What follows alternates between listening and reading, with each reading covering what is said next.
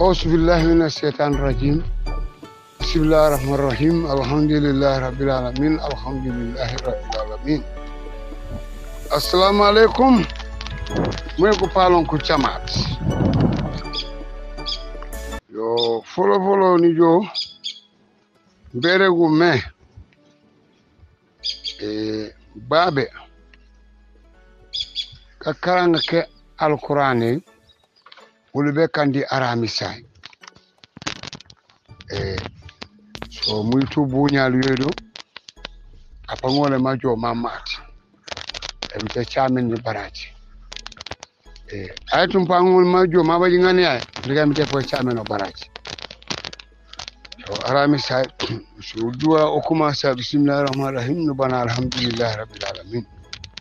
aparaka no wala bere People Japan and a victory celebration, ye adipte la AAPRC Foni Jaro. Honorable Keba Tumanden Sani. Atium. Celebration le obaga commencer et argument be dimanche. Banira go follow argument kuma mambeka karano tembe July 22nd July 22nd. So ko kuma mambeka karan alqur'ani manku dua révolutionnaire la e jali fortune di mukana alfane pankaran alqur'ani di arjumay bo esugan kuyega wasidu den sibitay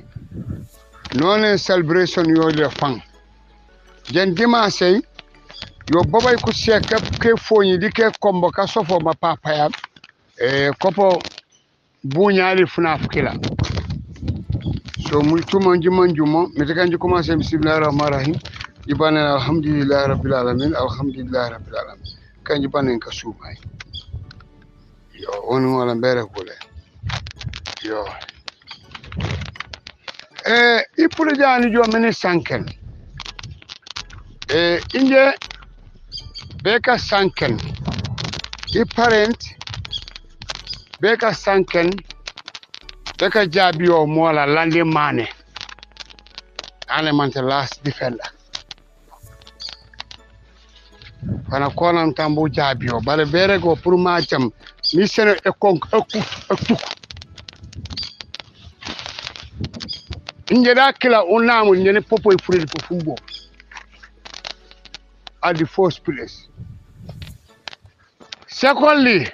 I want to krimokola kare gumfuge Adama Barrow. Bar fanadega me tombong on APRC yo aregut malegen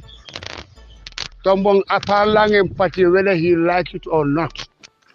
and he face prostitution le ban muk parce tare na sangana la ga sangana na telindi bo tangon no baba ku jamata kan man they are very genuine kan man they are very competent ko ku jaja be ba malegen amu nenyam parce que ule u fefer anifan APRC kullu Gambia anifana le wona ya jam so enda on baaj anifana ken ajawlo me nyes place awno mu nyesoto li jumbere gen kan class ya bona yewulo ne musana yesse do o uju yakana njoko ko mere gi wokol njedi aw namuta aw furima aw ka nyaf hab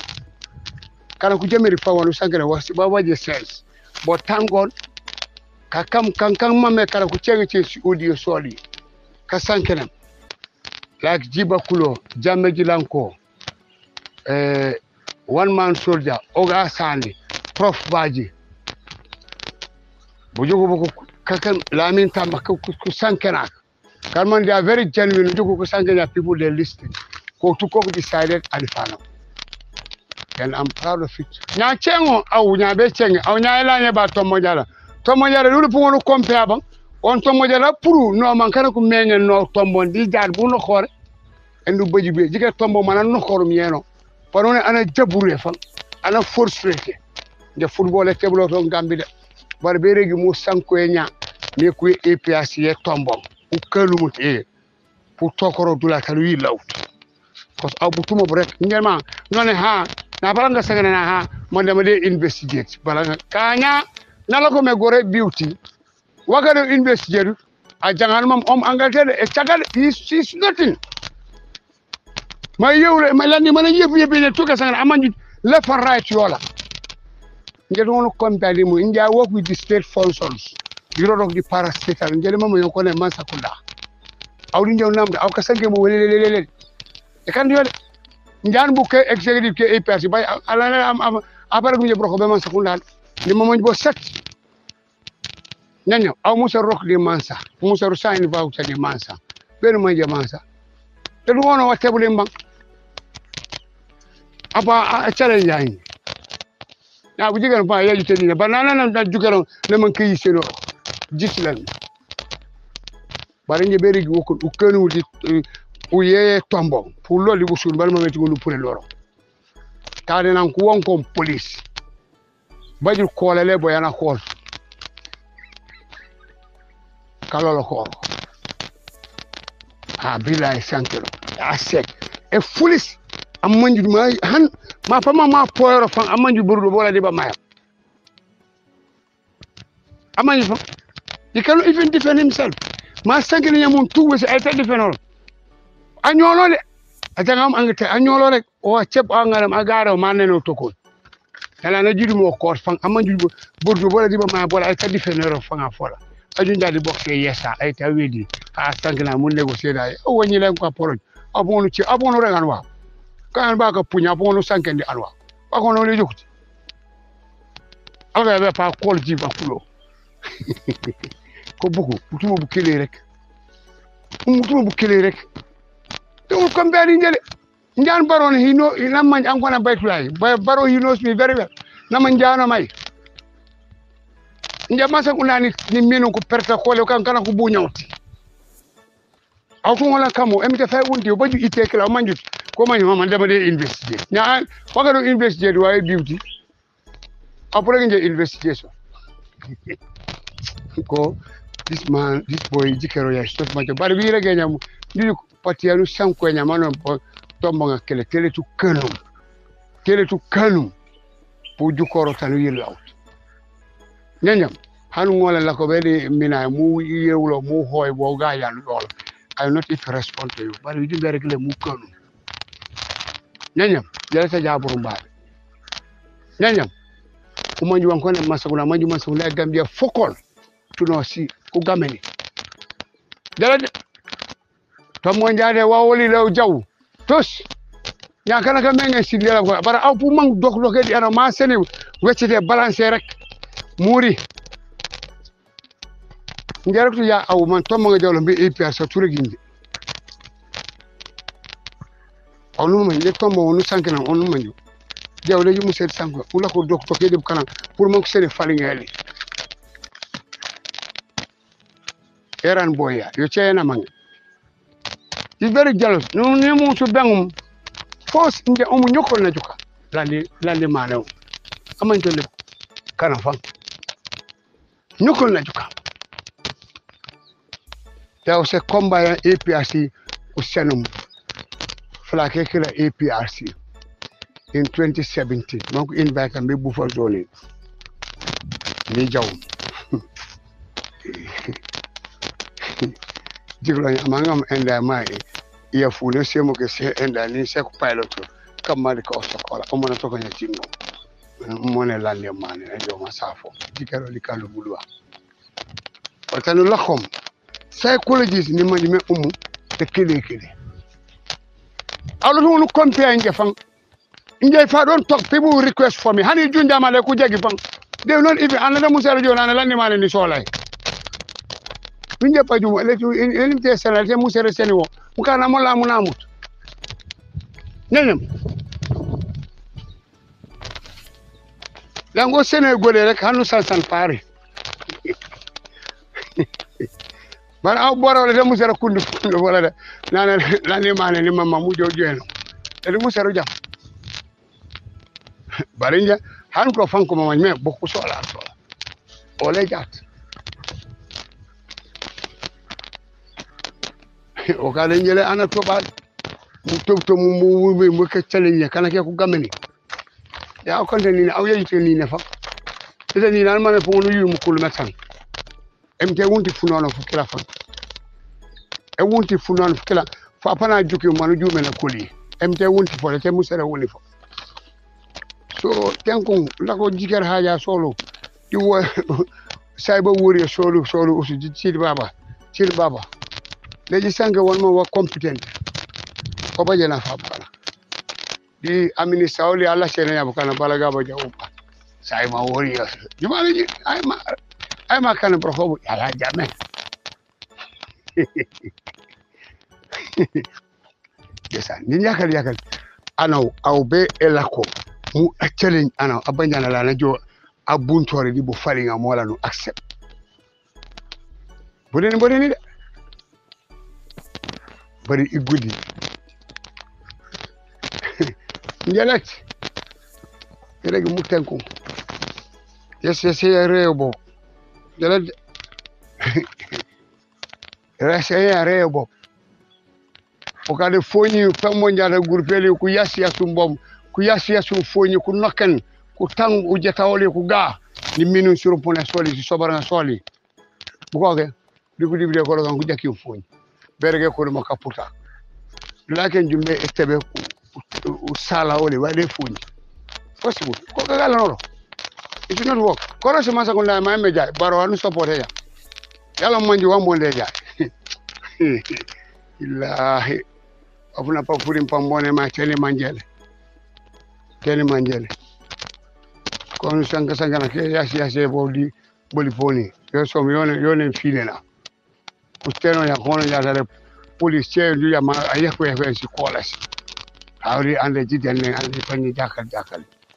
nene jilanko kama mona nokor umana sangene ya mutu yes kama maboju fit a girl in London, a prostitute in London, wanna call an obad. And you know, you couldn't, Margaret. You come on, when we say to Musan to Abujufi. Billahi, Sangano, Nasob you fanga for Abon Rewa, Abon Chibiri Alwa, Holland. Yeah. Funa furi kuon ko man ko ni jar di teji period ma jala nya baleng teji period ma jala nya baleng kali klasiat abe jawre ko makel bar gambi hawe zun rek yoy won tere ko direk di aw ande jini fan jamme kaymu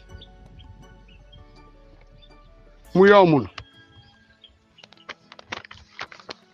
jini ban jamme ngo ambodi doktor ke ujut nyanyam hanu nyumbe be balanjolu jam lu mam el konu fanga fiya bang aw mor camera aw ka kuri ku tamir camera kunda ucintu bo kaymu yeregi mu jam jaat nyanya mol kamara ta musa kana dibite foni yo bamban bare yoni rek wore kabiri tuk kabiri fi campagne davidis audio sungo nyana buku le kolando kunanto kuloba on kole kotka dugulu mbari ngumbo sunkar baji ona manju mukana mola ona yolo ma pulendo butuma bola na senum uma kor kunda opola ko cibire me mboko kugda ke wulo di state house nyamara baronani ka mboko gajora nyanya mod kamara ta musar kan adibte mod kamara musala man alifanaw ba jole beri APRC pour man kana ko manjo bugu tuban kana ko manjo di APRC ya acab mire go manji jam fati mu kanu fam Landin Tamba mejo Landin Tamba ankula ko baba dani fana sekala ICCC di wolo ba akanoro no o ejata yoko ane eme ba a kumene ke woni neno kasano nye sanke audio na koli jaji chengo ICCC ome la ko mira ko no nane nje lambe ejele nje fofo kanon kanka atakunje wawi to kawalo jos ma fa walo jos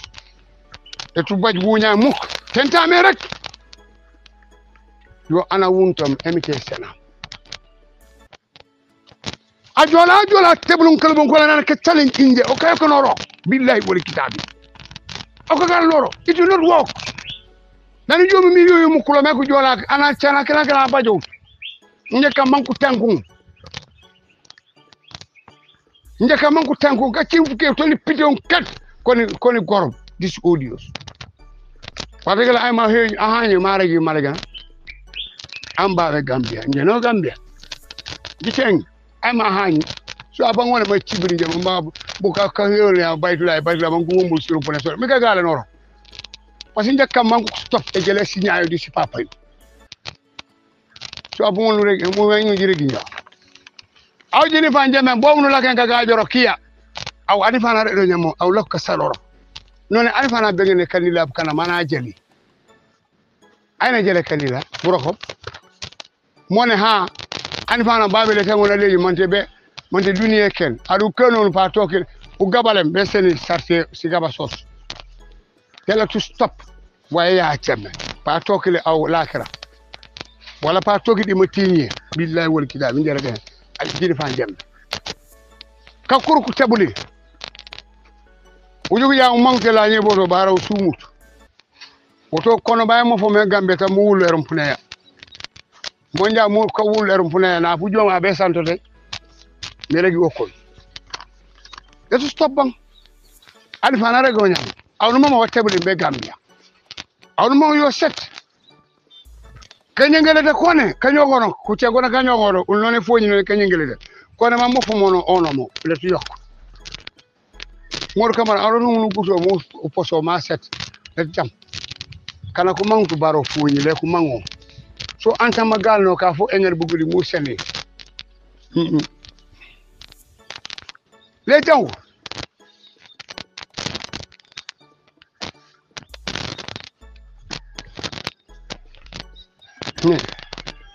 it will not work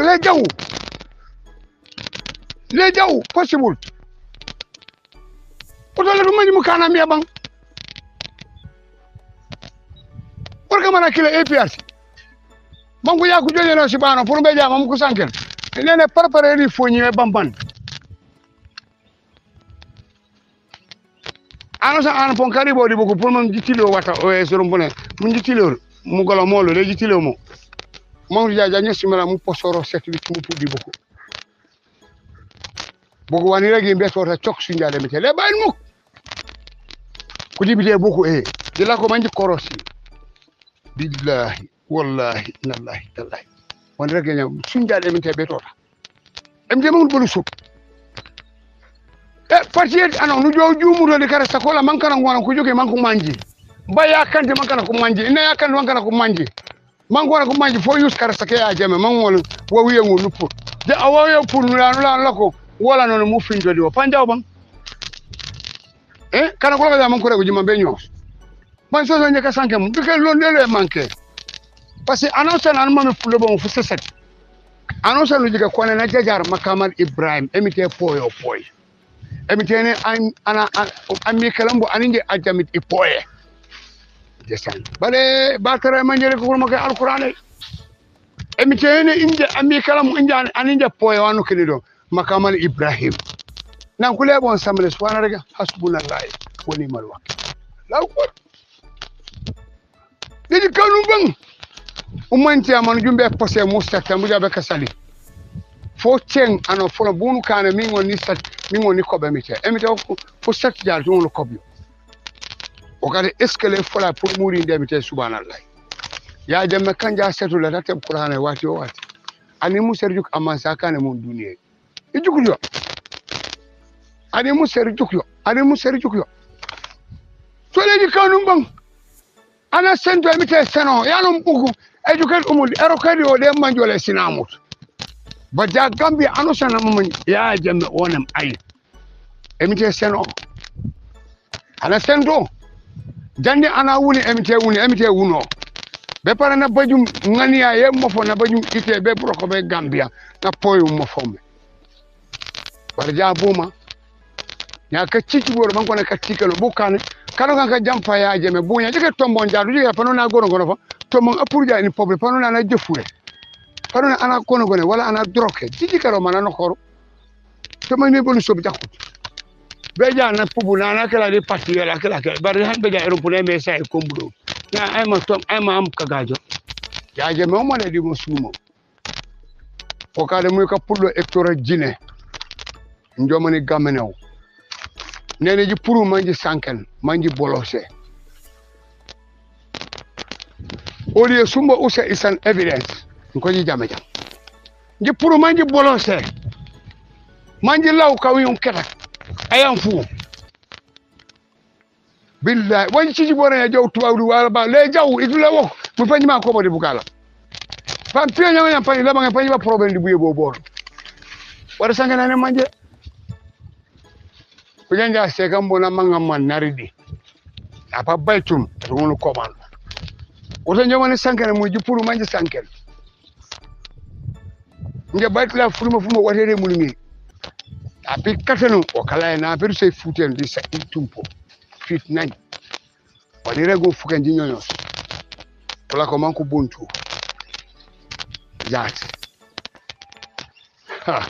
ebidela da man sakina emite chameri jar fukane chame inde jami kama emite ene ma sabawe nam bonane baytulay wono sambu kenu sabawe anon sana katun sabawe rek o tous it in a mess diga ja muy fam diga di famille lo fam mu juga pulo eto jaay ay jibaju buña wakate ana buta buntu uma kanum oso emite aman saga babang amiri aman sa kon amorierit bono sen jaba ka sankelo manji nyos pour mo banji ko da bokan otom di kenu fam di kenu fam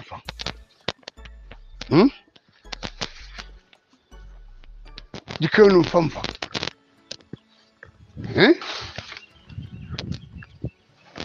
ne di kenu bang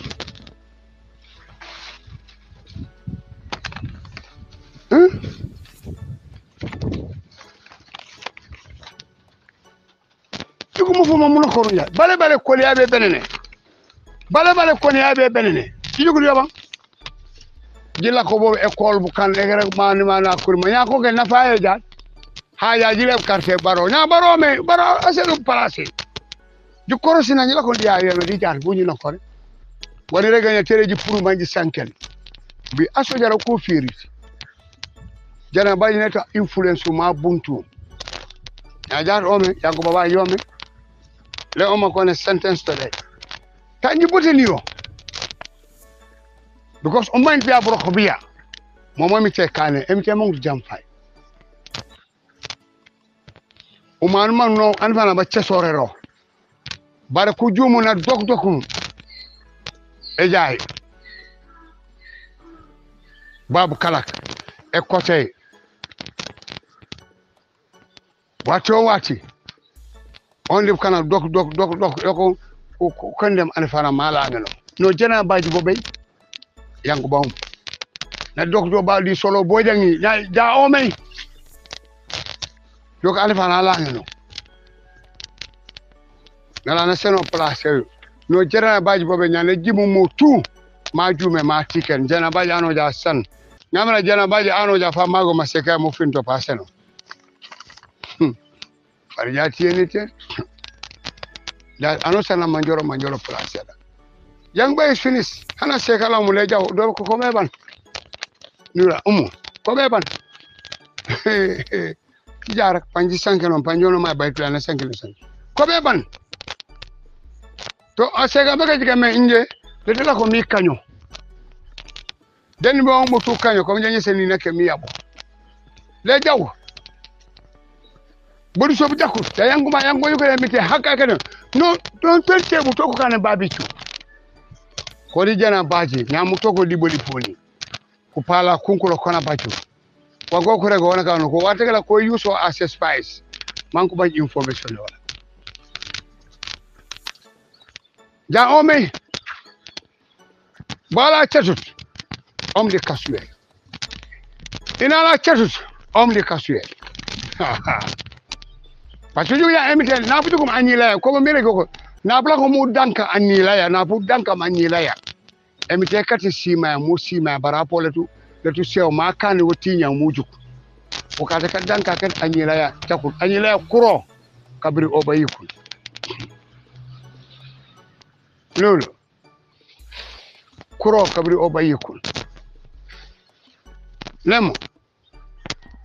kuro kabri obayikul nyenye baraka katel ana ne jamen jakul lolo baraka katel ana ne jamen yo jakul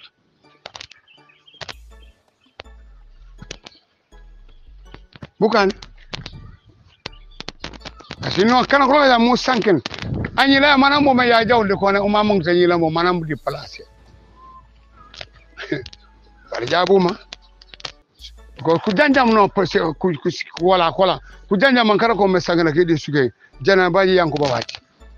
janjam sat han ba jagar e jomong jak fok ba jak tabu man demiti aman saga jana baji na jobe temo kuna maleb enda CNS iskolongas man demiti aman saga ba okol jabu ko kay wala kanun tu jaway mi te chamo way jikati bolu so ba jakut ne kama sere jakke bolu so jakuru na pulusum anaw MTP teki bolu so ba jakut ana mu tay bolu so ana nyangandi ya jabe pa pour $25,000 awuli yankuba tari AW Sanyang nala kon Dakar boku silom ku enda election e uytu asafe ja reporter masen yankuba na ja se jana baji na ngari yaneyo ja o me jana bayu pakorde aw beto rek ay no pato gulo ko chomboro gu fringo mom chomboro pato gulo sunja le mi tele ban muk billahi wal kitab tell to confess mure pato lido ya so awe jaksa pour wo tu wana mangwa pour nya ya je ma jenja nya kila na kudita masakunda baro makila la kudo that was his plan dikelo fon manta be ngombe fon that was his plan telecom planning ja pa fe tiara su wa isa fala fabriquer tout do fe ñew do pour yo mani me mi temang bolu so ni em temang baba ya sankana po nane inje be lamin sedi nje ben manje Senegambia Allahu akbar Allahu akbar Allahu akbar I know Gambia ban kombo ni mama njo set nin kanyela kumbo oke kurima ni mama nji Gambia oke set Gambia ke set of which miregio Senegambia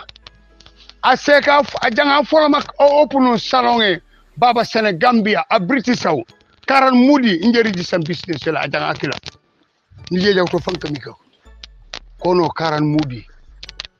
wa opunu fourth salon awde kanoka nakma kayna kek on the left side injeri di sam business la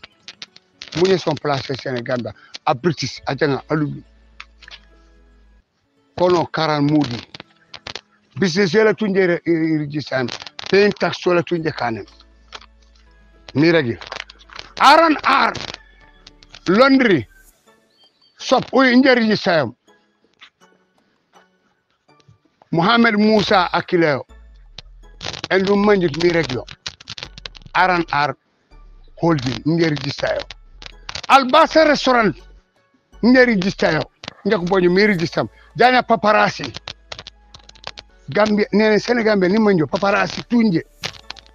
ujoja be Action supermarket an konya for rice choice no Action supermarket pirega wakati kona Action supermarket Adnan Tariq and Sons alibari sakila kono Adnan Kanaji akale Adnan Tariq Musa akin tike mutus koku dangundi Adnan Kanaji na 1994 jawlom fractionné jawlon ci toreli in 1990 because Amar Samba no wate kala o isa James ya James Kaufman o ga ne abla ku jabi aji kara ni mondo ne amasa ma jakut ku ñoo sambare wata kila bo gudé na senay e dol le sin tonni ñanja noko bajoro problème tarik na no mo siya wala di lakto accès supermarket ñanja nan no me one Indians ku chen ko ku jaw ñanyo ku be right choice supermarket adnan na open supermarket aba Caraba Avenue kono AK supermarket Adnan Kanaje and Son supermarket aliba sak bare ma pour bawe because of what ekla analegen bare this support yana support kanana jom mafia star hitu ma anifano nde fay kano ma pour bawe Gambia Adnan Kanaje nyaja Hare supermarket uyu achiyom Suresh Kumar Wadwani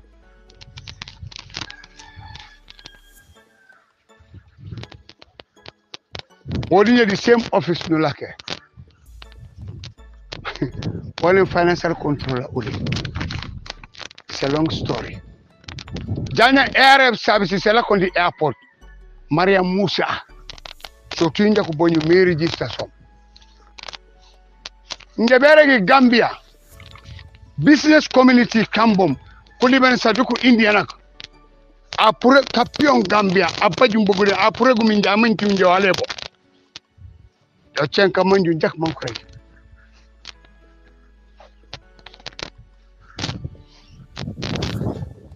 kamanju minje ko bayo business tycoon scam Gambia ku Indiana kuliban sa apure gum India amatam Joport business me do hale meno hanno nje atenen tender board uluje supply of vehicles to the government payment vouchers injeri benem treasury injeri benem payment vouchers to the tender board inje atenen mujidi ma me government ni mama bo fam si kulle se government se jupeli man business tycoons two man kan how to register two brok mu bani manje buñe ne pour ne bagage di poré brok bani manje wasita wich oto abere aken buna kane mamanti linje nja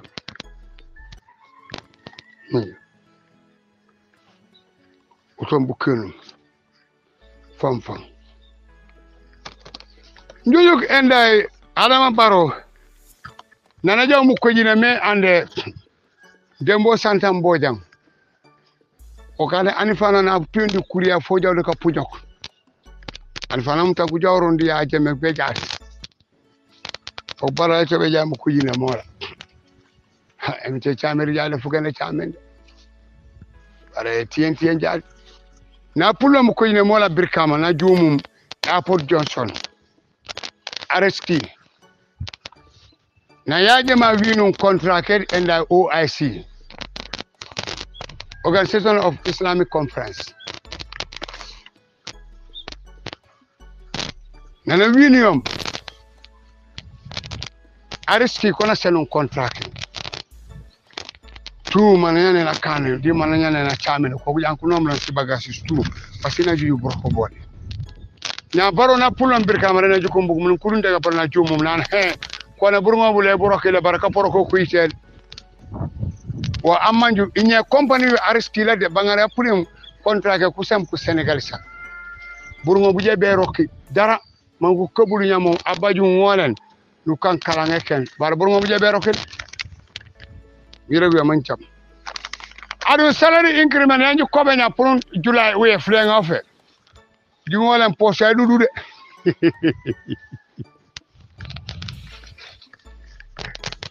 poste dudu de kueja be jawle 100% salary increment ko regu kaga jole ba mi rego nya ko be pour man ko sanken ba forcer pour man ko sanken ko ba be nga fan last Wednesday treasury ko baraje me salary increment on jabe kala tide le jobo gudi kala ko yakko on 100%. So IMF kadonte sigudes international military fund kone kole kungwala yole ngwana kayo na utan kuma mbe kane wa kuma mbe chamu 30%. So mu ku sojara ku police ak civil servant teachers kambo me ko be 100% salary increase ngwana nji wala posailudu mu kado ya kwense yo jaw baro logo tawla hey yaji ka kalange kende par posailudu le nje la kurba gumo le ku sumule albalga na lege ko tam jikenu famfa posailudu le e bayotu le ko rege salary increment tam ji wono e fam it's out of it tam ji la ko man ji wono e fam me pambe bajo e bayotu ele to jaat ele to kadi ni regu ya folo man ji ja salary increment tam ji wono e fam tam ji wono e fam tam ji wono jaat kajo muk le jaw e jawle an wala mi wono andi bawle kila bonu yaakaru wala bu bayol le bajo jaat le bajo kajo le bajo jaat le bajo kajo kabelen fulenga yo bayo mi rego manji jam jaat jam kajo o kade MT Mahmoud Boluso MT be wuni abu poy bolaya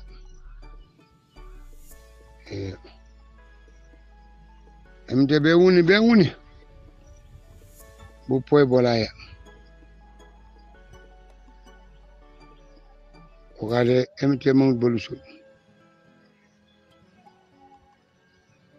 l'euro est lieu dans la main de Poutine. Kade ulaw jarak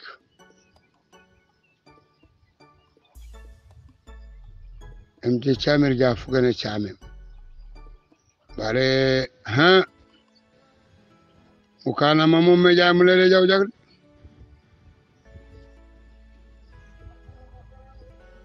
de amme kana mulele jaw jakle bare boni regu wokon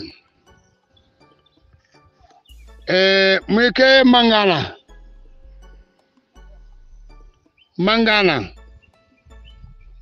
beregu wokon de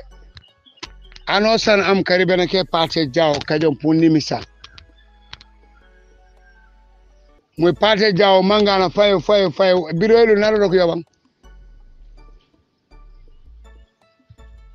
muy mangana kanyo mangana mu bekari ben ande suute pate jaw pour wama pate jaw na mangu mang mom jikanu le wala la gayene manuel pour kajon bam jila ko fona pon jirim banji sanken panjono ma baytula na rego le tata nu nyosu MT Mahmoud Boluso MT Mahmoud Boluso mule otom jikonu fam MT Chamir jaat fukana chame yo moji jantu no o me wana sankeno moji jam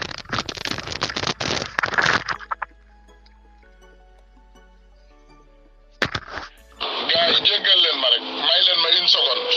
ma tegal leen vidéo Alioune Sall bi ngeen déglu ko dama bëgg ma tegal leen vidéo bi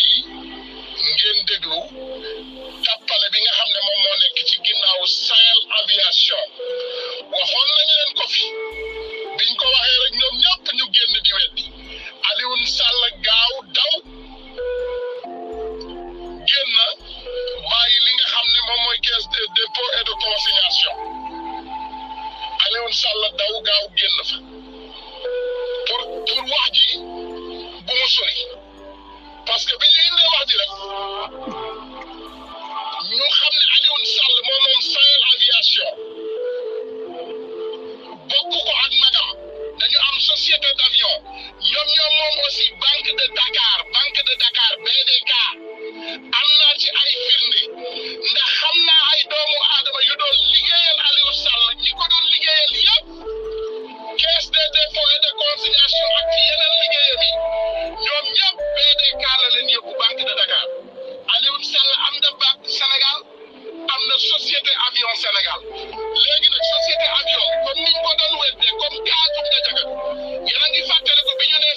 am na gaz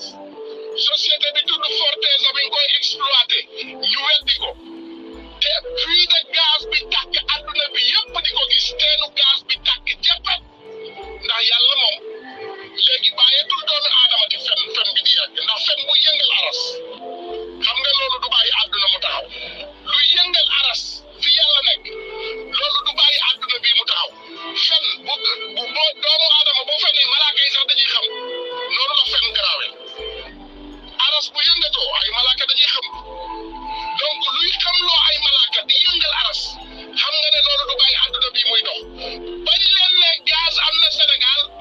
Abdoulaye Boun Dionne moo génn dem assemblée nationale bu Sénégal mu ne fépp gaz amul kenn musu koo exploité Sénégal teen bi tàkk nga jaga teen bi mu tàkkee nga jaga adduna bi yëpp gis ko dëkk waa nga jaga génn ñu yuuxu ñu ne ñoom dañ leen exploité ñu ngi exploité seen gaz te ñoom gisuñu ci seen bopp toxique gaz bi mi ngi dem ci dëkk bi di faat ay doomu aadama ñoom dañoo génnoon ñu wedd ko assemblée nationale biñ leen ne Aliou Sall dafa am société bu tudd Sahel Aviation ñoom dañ ko wedd ñu ne waaw dañuy sosal Aliou Sall amul waaye preuve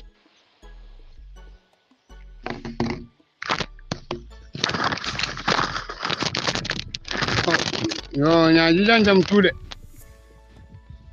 wana sanke noon Macky Sall ana garaaw de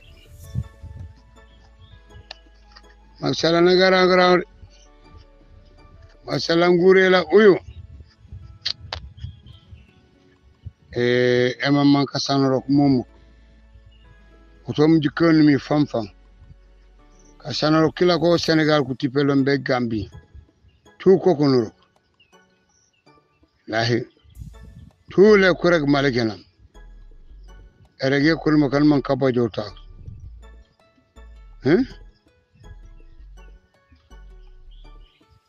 bodeni le aw non aw gouvernement aw nuju mure walma wawa jot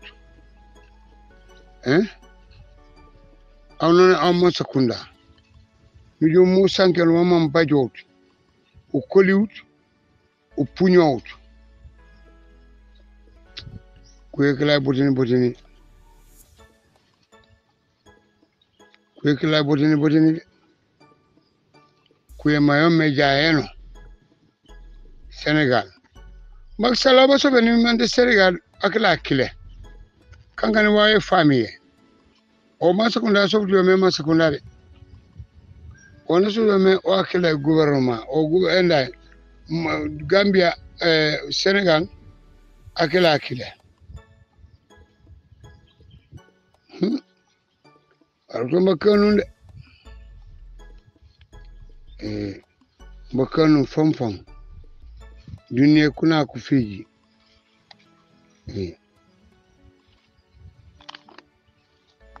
duniya kuna ku fiji o kada yikar po babe man jam plane Macky Sall wana enem wana doktokum wali Alassane Ouattara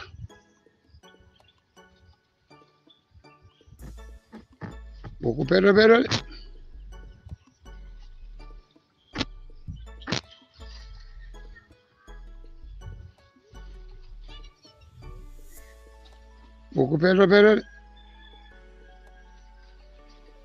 bare wala ya pour def kii di fulo jo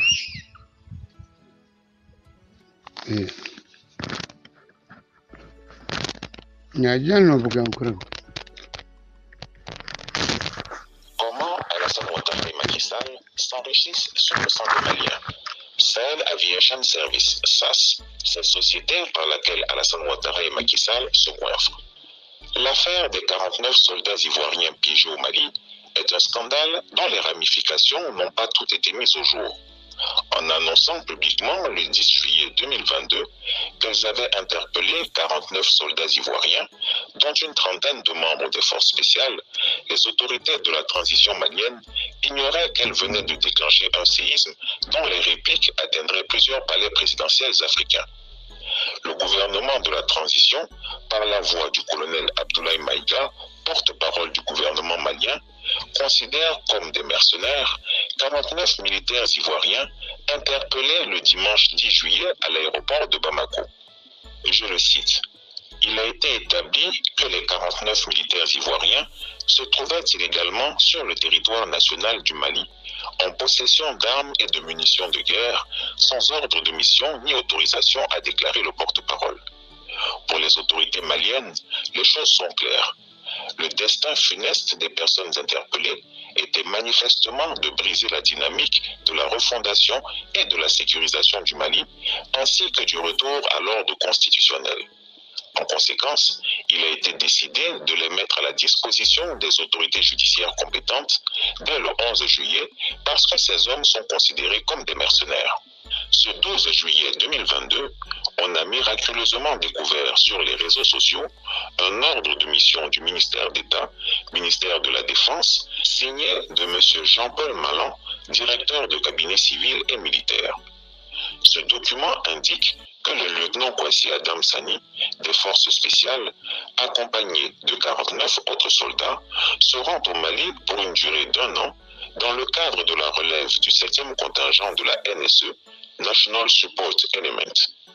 Le lieutenant Kwasi et ses hommes seraient ainsi la 8e relève de cette compagnie ivoirienne chargée de sécuriser les installations de la société privée Sahel Aviation Service basée à l'aéroport Modibo Keïta de Bamako.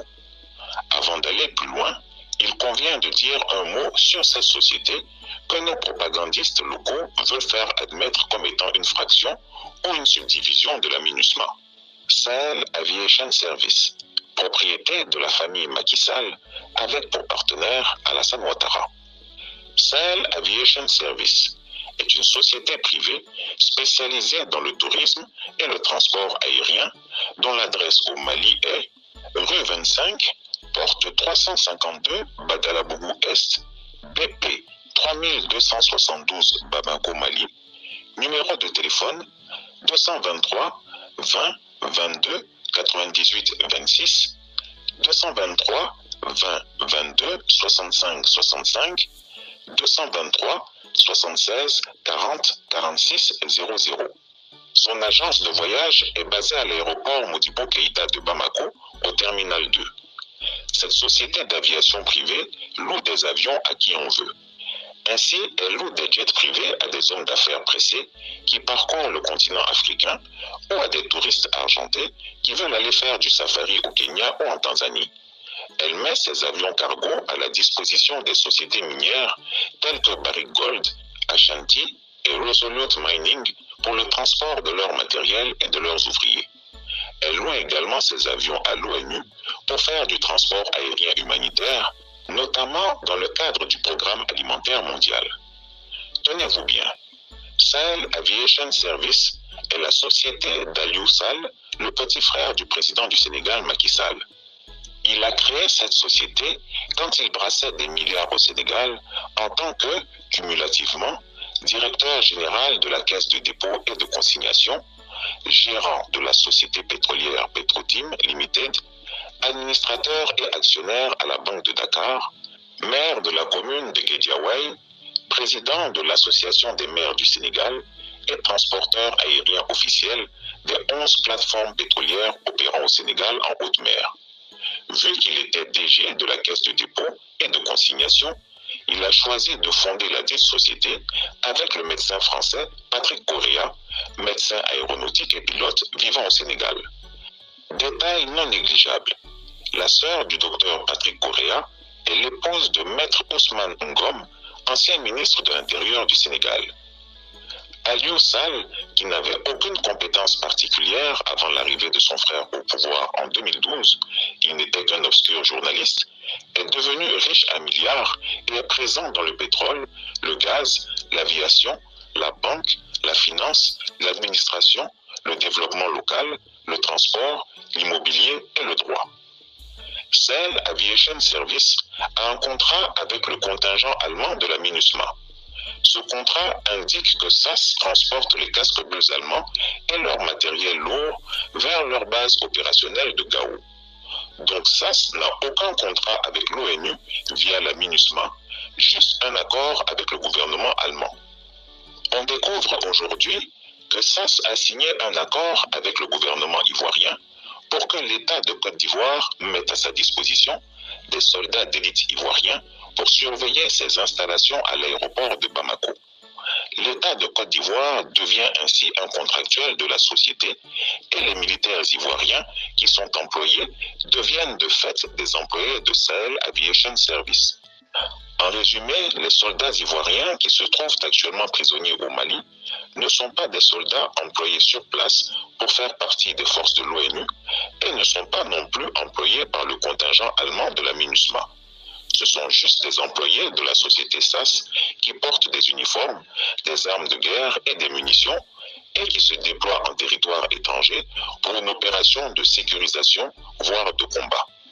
Dans tous les cas, le gouvernement allemand et le porte-parole de la MINUSMA ont été très clairs face à ce scandale dans lequel on veut les impliquer. Le journal français Libération, qui a enquêté sur cette affaire, écrit « Selon la version des soldats ivoiriens, ils seraient venus au Mali dans le cadre de la sécurisation de sites logistiques de la compagnie SAS, elle-même mandatée par le contingent allemand de la MINUSMA. Les détachements NSE sont embauchés par les contingents pour réaliser des tâches hors mandat, comme garder des entrepôts, explique Olivier Salgado. La MINUSMA n'intervient pas dans ces contrats. Du côté de l'ambassade d'Allemagne, on nie être à l'origine du recrutement. Il n'y a pas de lien direct entre ces soldats ivoiriens et nous, assure un diplomate allemand. Fin de citation. Puis, le porte-parole de l'ONU va plus loin et précise. Le cadre légal des NSE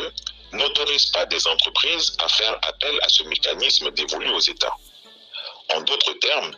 aucune société privée ne peut faire appel à des soldats réguliers d'un État étranger pour protéger ses infrastructures. Vous comprenez maintenant pourquoi le gouvernement malien les considère comme des mercenaires? De plus, et pour la gouverne de nos auditeurs, il faudrait indiquer qu'une unité d'éléments nationaux de soutien, les National Support Element NSE, est toujours formée de soldats d'un pays qui vont se constituer en unité d'appui logistique pour leurs frères d'armes déployés dans un pays étranger dans le cadre de l'ONU.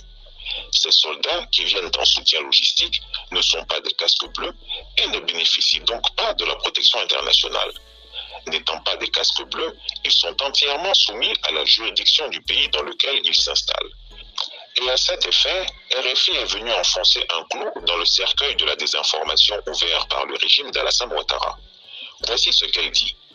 Circonspect et confus, c'est l'état d'esprit des diplomates de la plupart des pays concernés par cette affaire. Prévenu bien en aval de l'arrestation des 49 Ivoiriens, l'ONU a lancé hier ses équipes vérifier différentes pistes et incohérences sur place, mais après avoir épluché les fichiers de personnel, elle en est sûre, ces hommes n'ont pas le statut d'éléments nationaux de soutien de NSE, comme l'a stipulé pourtant le Conseil national de sécurité réuni sous la houlette du président Ouattara hier à Abidjan. RFI en a eu la confirmation exclusive. Impossible de fait pour New York de déterminer dans quel cadre ces soldats ont été dépêchés à Bamako, ni leur lien contractuel avec la société censée les embaucher, Sahel Aviation Service. Les armes du contingent transporté dans le deuxième avion n'auraient ainsi, par déduction, jamais été autorisées par les Nations Unies non plus. Le ministre des Affaires étrangères malien est actuellement à New York pour un forum sur le développement durable. Il pourrait évoquer ce dossier avec le secrétariat de l'ONU, qui de son côté est soucieux de préserver la dynamique positive mise en place au dernier sommet de la CEDEAO. Karine Auton, New York, RFI. En réalité, les NSE, pour faire simple, cela signifie que si la Côte d'Ivoire a un contingent en Tunisie, elle peut être autorisée à avoir un détachement de soldats ivoiriens en soutien logistique à son contingent opérationnel déjà sur place. Là où le bas blesse, c'est que les soldats ivoiriens, dans le cas d'espèce, ne vont pas en soutien à un contingent, mais plutôt en soutien à une société privée, ce qui est clairement une entorse à la pratique et à la réglementation en vigueur. Je voudrais faire encore plus simple. Cette affaire C'est comme si l'armée ivoirienne signe un contrat pour envoyer des soldats des forces spéciales armées à Lomé pour sécuriser la gare d'une compagnie de transport ghanéenne basée dans cette ville sans en informer le gouvernement togolais. De ce fait, ils ne peuvent être considérés que comme des mercenaires au service d'une société privée, ce qui évidemment ne concerne pas les États. La société Sahel Aviation Service est une propriété d'Aliou Sall, frère de Macky Sall, comme nous l'avons précédemment expliqué, et comme en atteste ce document. Et pour bénéficier de la présence de militaires ivoiriens pour protéger ses infrastructures au Mali, la société d'Aliou Sall verse des milliards au gouvernement ivoirien. Et devinez entre qui et qui cet argent se partage? Alassane Ouattara et son frère Téné Birahima Ouattara dit la fiole. L'histoire de la Sahel Aviation Service est donc une histoire de gros sous, un véritable business privé entre deux chefs d'État à l'insu de leurs parlements respectifs et de l'État malien. Il faut dire qu'ils ont su très bien garder leurs secrets. Aliou Sall, qui s'est considérablement enrichi grâce aux nombreux contrats que l'État du Sénégal lui a généreusement octroyés, n'est de toute évidence que l'homme de main de Macky Sall. Quand on voit comment, grâce à son frère président, et sans aucune compétence particulière, il a remporté les marchés pétroliers et gaziers, immobiliers et financiers au Sénégal, notamment le scandale à 10 milliards de dollars autour de la cession des champs pétroliers sénégalais au sulfureux homme d'affaires roumain Franck Timis. On comprend qu'Aliou Sall n'est que le prête-nom de son frère, comme les Adama Bictogo pour Alassane Ouattara en Côte d'Ivoire. On comprend également comment, sans aucune réelle compétence, Adama Bictogo a remporté le marché de construction de l'université Amadou Mahtar Mbow à Diamniadio et a empoché 30 milliards de francs CFA sans monter un seul mur. Il est évident que c'était un deal entre Alassane Ouattara et Macky Sall. La collusion des deux chefs d'État et leur amitié affichée ne peut s'expliquer que par les gros montants qu'ils engrangent ensemble. Ainsi, grâce à leur contrat avec la MINUSMA via le contingent allemand, Macky Sall et son complice Alassane Ouattara s'engraissent. Car en plus de transporter les hommes et le matériel du contingent allemand, ils transportent souvent du matériel et du personnel de la MINUSMA dans des zones reculées du Mali, quand il n'est pas possible d'y accéder par la route. Plutôt que de tenter de déstabiliser le Mali, Alassane Ouattara ne pourrait-il pas utiliser nos forces spéciales où elles seraient plus utiles, comme à Kafolo, TNI, etc. Quelle est la logique d'aller sécuriser les installations d'une entreprise privée dans un aéroport étranger par des éléments de l'armée régulière, alors que sur son propre territoire, la menace est permanente? Terrorisme, narcotrafiquants, engins explosifs improvisés, microbes, etc. Cette affaire est extrêmement grave et Chris Yapi pense que le gouvernement malien a intérêt à demander une enquête internationale comme celle que le président Ahmed Sékou Touré avait exigée des Nations Unies en 1970 quand les Portugais, les Allemands et les Français avaient organisé une invasion-agression de la Guinée. L'ONU avait accepté l'enquête et les résultats ont été sans appel. Les pays occidentaux avaient été condamnés par les Nations Unies. En conclusion, chers auditeurs, comme vous avez pu le constater, le djihadisme est avant tout un véritable business, une affaire de gros sous entre présidents qui n'ont pas intérêt à ce que les massacres s'estompent dans ce pays. On comprend mieux l'activisme de ces deux chefs d'État pendant les réunions de la CEDEAO pour faire perdurer la crise au Mali. Est-il normal que des chefs d'État, supposés résoudre un conflit dans un pays, en profitent pour faire du business? Il devient évident qu'ils ont mené un intense activisme pour s'opposer à la société Wagner, dont les activités pourraient entrer en concurrence avec la leur, puis pourrait faire cesser rapidement les hostilités dans ce pays. Ce qui, à bien des égards, mettrait un terme précoce à leur business florissant. Et l'argent, ils en ont toujours besoin pour financer leurs campagnes électorales ou pour se vautrer dans le luxe ostentatoire et insolent dans lequel ils baignent depuis de nombreuses années. Ces gens-là sont vraiment cupides. Le sort du peuple malien les intéresse peu. Si l'ONU n'y prend garde, ce scandale risque de ternir l'image de la MINUSMA en ce qu'elle n'a pas pris le soin de s'assurer de la bonne gestion et de la bonne gouvernance qui entoure sa présence au Mali. On se souvient du scandale qui avait couvert feu l'ancien secrétaire général de l'ONU, Kofi Annan, quand son fils Kodjo avait trempé dans une affaire qui a ébranlé son père. Il avait en effet été découvert que Kojo Annan était rémunéré par une société suisse retenue pour bénéficier du programme onusien Pétrole contre nourriture mis en œuvre en Irak. L'on s'est demandé s'il n'y avait pas un cas de népotisme de la part du secrétaire général de l'ONU en faveur de la société employant son fils. Ce scandale a terni la fin de mandat de Kofi Annan à la tête de l'institution.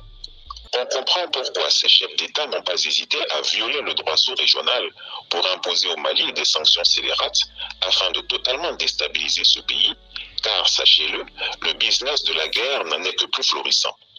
La guerre au Mali...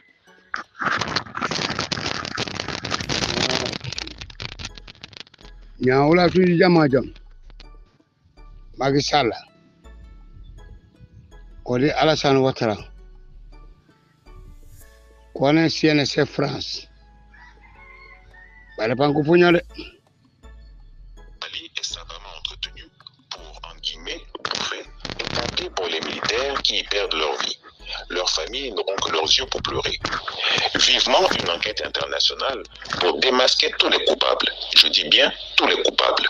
Seule la mauvaise foi peut pousser les partisans du RHDP à traiter cette crise avec une si grande légèreté, sachant que cette bourde peut entraîner un incident diplomatique aux conséquences gravissimes. Chris Yapi ne ment pas. Retrouvez Chris Yapi sur son nouveau compte Twitter, ses 2 chaînes YouTube, sa chaîne Dailymotion, Instagram et Mediapart.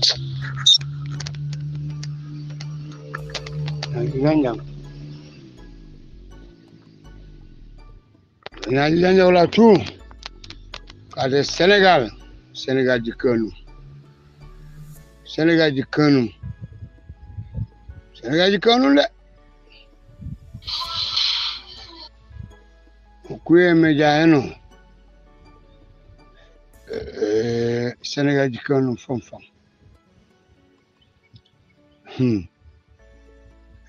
MTMul belu soble bare Macky Sall olu Manambo meja na le jaw jak de wani jara ko betola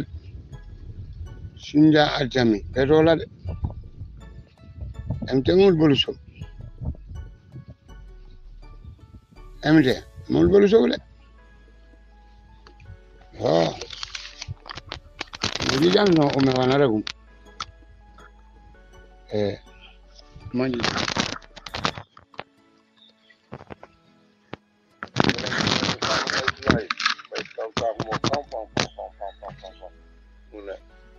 Donde sa po jël ko duway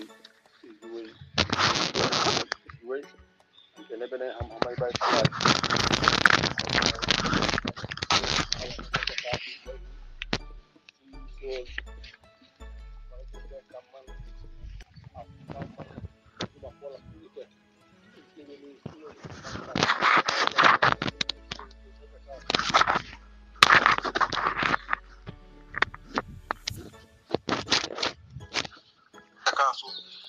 si lobo manarma afamana ajume lit min tay woni nusmane ka saja kasu bay si sol pom wala jonde sa fo ñu ko doro e juwe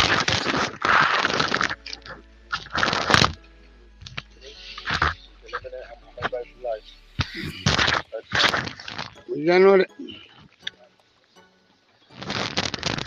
Nana tu panjam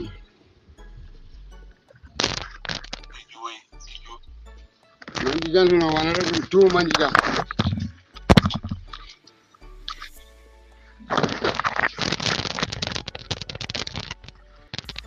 Ogada duniya ja kanam ku Kano duniya kuna ku feji am kan ne mi ko ni smale ka saja kasu bay si sol man jembe kam man afaman fuduma fola fulite tebe no si woni no smala kasu fukara mon kam ten no sewto saja kasu man si lobo manarma afamana ajume lit baytulam tam te poyol mte kebe poye manaw kan ne poye baytulay mte kan ne poye baytulay sana bo jang jol ko doy baytulay jol ko doy uju korto foli ju korti folo man jorta folo ba sunya dem tay pan ju kora ko man jora sunya dem man ko molyo e am tan te poi e poi be ka poi kore jomba be kawla kare son sala bo jang bet lan jonde safi jonde sali ton ju nya to on lobe nya wo to likal nya po to e wujul balum ko biya inshallah am kan te safora la ne poyo la tangola jam fay bukan kan setan nan kan kuloyola bukan kan setan nan kan kuloyola tubrumula inshallah rabbi am kan te benen fuyi fafu am kanam te jeeti mu la ko ni jawla ko jak fulay mbaw fulay ende pour tele manan sanelu o mo ala bal man gana mom baytulay o ma class an kenen no ma balanga na mo rebajo uma san ko on pour baytulay tele de tele as fon be ko invité selas mom sanken am de kan a president nga yaaje min te lañu no be mo far gambia lañu na mo far gambia am te seno flaka fora mana la ko jak mana ajonen gambi jak min afrique le kantinde kon am tego na kam ren kam ko fay ko assalamu alaykum wa rahmatullah baraka apo sana bojanga baraka merkan duwe chaborenti torola emte kati emte poi yo janno dale Ousmane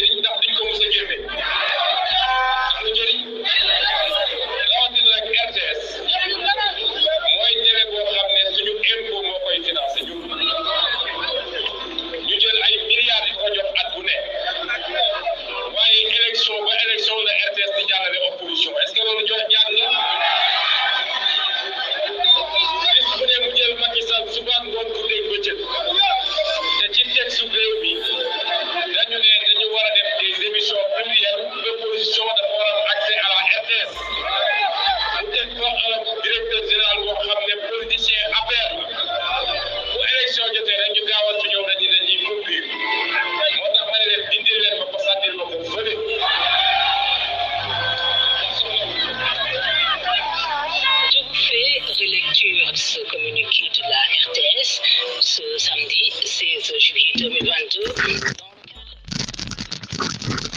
Nyaji nyanja mkutano Sonko anasankan ula tu kumpa an ukana pren mikore RTS mai seni ana ukala na pren enda boko RTS mai seni ama koma kado halakeno jakut na jano tana konku fabel. Communiqué de la RTS ce samedi 16 juillet 2022 dans le cadre de la couverture officielle de la campagne électorale des législatives du 31 juillet 2022. L'équipe de la RTS mise à la disposition de la coalition Yewwi Askan Wi a fait l'objet de propos discourtois et inélégants de la part de monsieur Ousmane Sonko, pourtant non candidat à ces joutes électorales. Monsieur Sonko a sans ménagement écarté le micro de la RTS, provoquant dans la foulée des huées de ses partisans. La RTS condamne avec fermeté cette attitude et exige du respect vis-à-vis de son équipe qui ne fait qu'accomplir sa mission de service public. Pour le reste, la RTS prendra toutes ses dispositions pour ne plus faire l'objet d'attaques indignes de quelque responsable politique que ce soit. C'était donc le communiqué de... Oh, no, jamaatan may o kade anona ano jon yonon bebena so njebere utake bandire umeka karan kole alqurani di aramisa mutu bunyalu yodo o njebere utale njebatla almarusa jamaat babel masjid assalamu